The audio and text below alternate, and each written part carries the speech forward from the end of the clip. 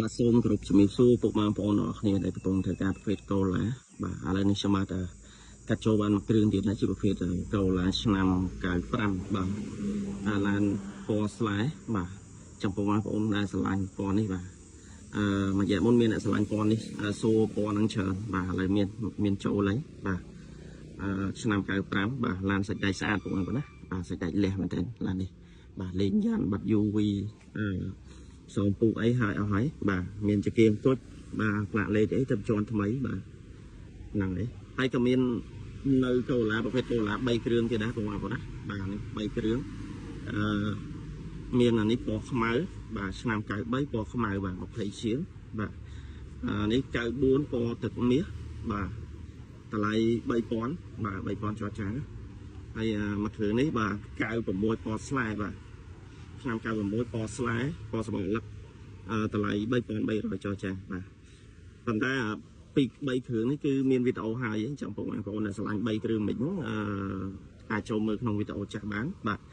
ក្នុងវីដេអូនេះខ្ញុំចង់បង្ហាញតែមួយគ្រឿងនេះទេគឺឆ្នាំ95នេះបាទឡានសាច់ដៃស្អាតបាទអត់បុកអត់ប៉ះទេបងប្អូនណាបាទនេះមានសូម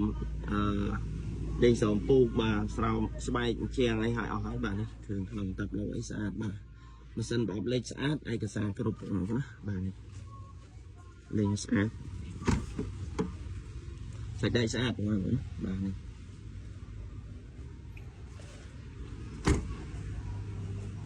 លេង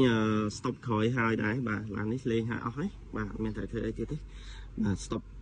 ខ្យល់បាទស្តុបខ្យល់ហើយសាច់ដៃស្អាតបាទចាំមើលខ្ញុំធ្វើការបង្ហាញក្លុកពលាតជូនបងប្អូនបានទស្សនាបាទក្លុកពលាតលេខកូដអីគឺនៅទាំងអស់ហ្នឹងណាហើយអញ្ជើញបងប្អូនមើលម្ដងសិនណាតែពាក់ព័ន្ធជាមួយនឹងតម្លៃបាទតម្លៃ3000ចរចាដែរបាទដូចពណ៌ទឹកមាសមិញដែរបាទបាទនេះបងប្អូនបាទ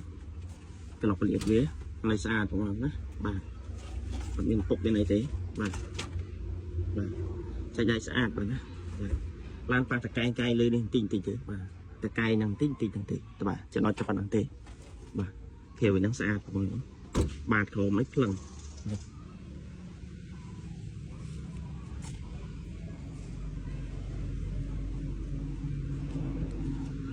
បាទក្រោមស្អាត